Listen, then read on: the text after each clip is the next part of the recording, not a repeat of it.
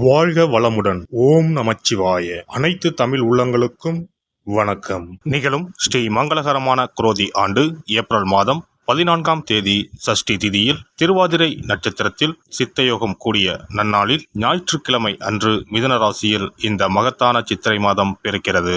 இம்மாதம் கிரகநிலை என எடுத்துக்கொண்டால் மேசத்தில் சூரிய பகவானும் குரு பகவானும், கன்னியில் கேதுவும், கும்பத்தில் செவ்வாய் சனியும், மீனத்தில் 3 கிரகங்கள் அதாவது சுக்கிரன், புதன் மற்றும் ராகு பகவான் உள்ளனர். இம்மாத கிரகப்பெயர்ச்சி என எடுத்துக்கொண்டால் 22/4/2024 செவ்வாய் பகவான் கும்பத்தில் இருந்து மீனராசிக்கு இடப்பெயர்ச்சி அடைகிறார். 25/4/2024 சுக்கிர பகவான் மீனராசியில் இருந்து மேசராசிக்கு மாறுகிறார். 6/5/2024 அன்று புதன் பகவான் மீனராசியில் இருந்து மேசத்திற்கு இடப்பெயர்ச்சி அடைகிறார். 1/5/2024 அன்று குரு பகவான் மேசத்தில் இருந்து ரிஷபராசிக்கு மாறுகிறார். இம்மாத வாஸ்து நாள் சித்ரா பௌர்ணமியுடன் இணைந்து வருகிறது. இந்நாளில் வாசல் கால் நடுவது, புது வீடு கிரகப்பிரவேசம் செய்ய உகந்த நாள். பிறக்கப் போகும் இந்த சித்திரை உங்கள் வாழ்வில் நிம்மதியான நித்திரையை தரப்போகிறது. கடன் தொல்லை தீர்ந்து நிம்மதி பெருமூச்சு விடப்போகிறீர்கள். இனிமையும் கசப்பும் கலந்த மாதமாக இருந்தாலும் நன்மையே அதிக அளவில் நடைபெற வாய்ப்புள்ளது. இனி 12 ராசிகளில் உங்கள் ராசிக்கான பலன் என்ன என்பதனை பற்றி காண்போம். மற்றவர்களை அறிந்து அவர்களுக்கு ஏற்ப நடந்து கொண்டு காரியம் சாதிக்கும் திறமை உடைய ரிஷபராசி அன்பர்களே, இந்த மாதம் சாமர்த்தியமான பேச்சின் மூலம் காரிய வெற்றி உண்டாகும். எந்த ஒரு வேலையிலும் எதிர்பார்த்த ஆதாயம் கிடைக்கும். உங்களுடன் பக்கபலமாக ஒருவர் இருந்து தேவையான உதவிகளை செய்வார். நண்பர்கள் மூலம் புதிய வசதிகள் கிடைக்கப் பெறுவீர்கள். தொழில் வியாபாரத்தில் இருந்த மந்தநிலை மாறும். புதிய ஆர்டர்கள் வருவதில் இருந்த தடைகள் விலகும். தேவையான பண வசதி கிடைக்கும். உத்தியோகத்தில் இருப்பவர்கள் முன்னேற்றம் காண்பார்கள். புதிய பொறுப்புகளும் அதனால் வருமானமும் இருக்கும். எதிர்ப்புகள் அகலும். குடும்பத்தில் சுபகாரியம் நடக்கும். பூமி மூலம் லாபம் கிடைக்கும். சகோதரர்களால் நன்மைகள் உண்டாகும். வாழ்க்கை துணைக்கு தேவையான வசதிகள் செய்து தருவீர்கள். வீட்டிற்கு தேவையான பொருட்களை வாங்குவீர்கள். எல்லா வகையிலும் நன்மையையும் மகிழ்ச்சியும் தரும். பெண்களுக்கு திறமையான பேச்சின் மூலம் காரிய வெற்றி உண்டாகும். எதிர்பார்த்த பணவரவு இருக்கும். பொறுப்புகள் அதிகரிக்கும். கலைத்துறையினருக்கு வெளிநாடு வாய்ப்புகள் வந்து சேரும். எதிர்பார்த்த தனவரவு கிட்டும். உங்களின் திறமை பளிச்சிடும். அரசியலில் உள்ளவர்களுக்கு தன்னம்பிக்கை அதிகரிக்கும். பயணங்கள் மூலம் காரிய அனுகூலம் உண்டாகும். ஆனாலும் எதிலும் எச்சரிக்கையாக பேசுவது நல்லது. மாணவர்களுக்கு கல்வியில் எதிர்பார்த்த வெற்றிகள் கிடைக்கும். மனமகிழ்ச்சி உண்டாகும். சிறப்பாக செயல்படுவீர்கள். நட்சத்திர பலன்கள். கார்த்திகை. இந்த மாதம் கடந்த காலத்தில் உங்களை விட்டு சென்றவர்கள் விரும்பி வந்து சேர்வார்கள். உறவு பலப்படும்.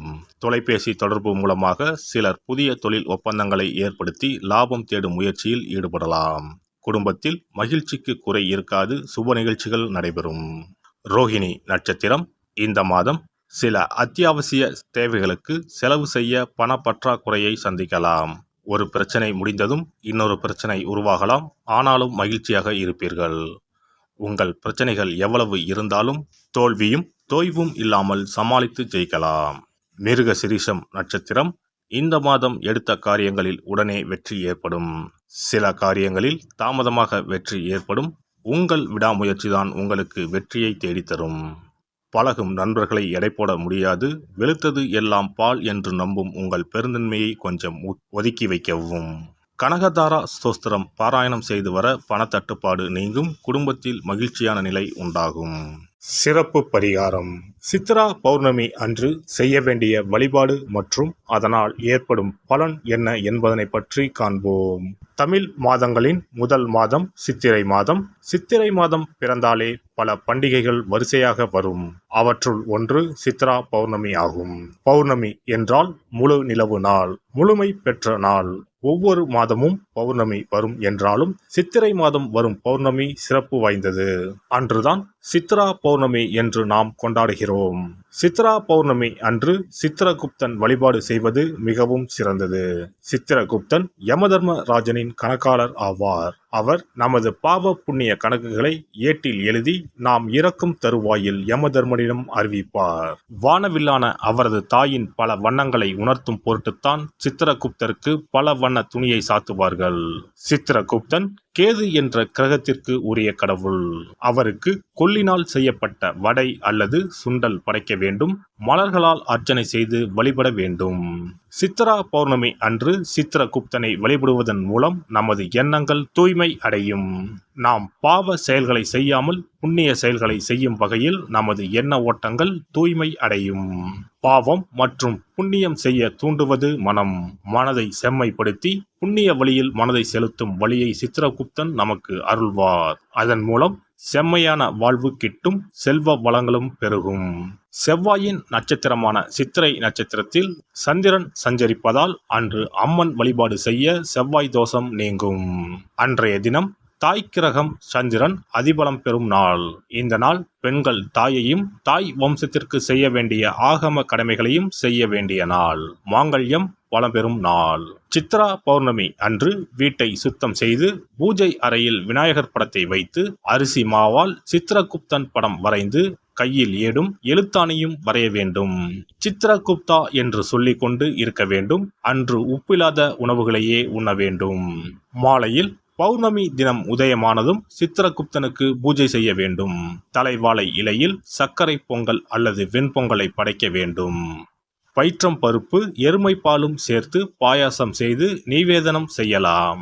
சித்திரகுப்த விரத முறையில் மக்கள் உப்பு, பால் மற்றும் பால் சார்ந்த பொருட்களை தவிர்க்கின்றனர். காரணம், காமதேனுவிடமிருந்து சித்திரகுப்தம் தோன்றியதால் பால் மற்றும் பால் சார்ந்த பொருட்கள் தவிர்க்கப்படுகின்றன. படையலுடன் எல்லா காய்கறிகளும் சேர்த்து கூட்டு நிவேதனம் படைக்க வேண்டும்.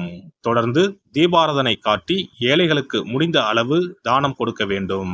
ஏழை மாணவர்களுக்கு பேனா, பென்சில், நோட், புத்தகங்கள் தானமாக கொடுக்கலாம். அன்னதானம் செய்வது மிகவும் சிறந்தது. இதன் மூலம் திருமண தடை நீங்கும், குழந்தை பாக்கியம் கிடைக்கும்.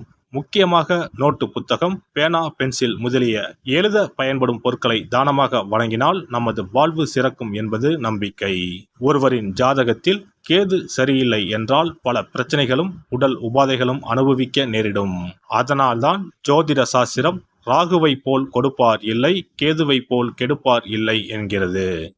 இப்பேற்பட்ட கேது பகவானின் தொல்லையில் இருந்து விடுபட வருடத்திற்கு ஒரு முறையாவது சித்திரகுப்தனை வணங்க வேண்டும். எல்லாம் வல்ல இறையருளால் நீங்களும் உங்கள் அன்பு குடும்பமும் உடல் நலம், நீலாயுள், நிறை செல்வம், உயர் புகழ், மெய்ஞானம் ஓங்கி வாழ்க வளமுடன். இந்த வீடியோ பதிவு உங்களுக்கு பிடித்திருந்தால் லைக் பண்ணுங்க, கமெண்ட் பண்ணுங்க, ஷேர் பண்ணுங்க. மறக்காம சப்ஸ்கிரைப் பண்ணுங்க. பக்கத்துல இருக்கிற பெல் பட்டனை கிளிக் பண்ணுங்க. நன்றி, வணக்கம். ஓம் நமச்சிவாய. சிவாய நம.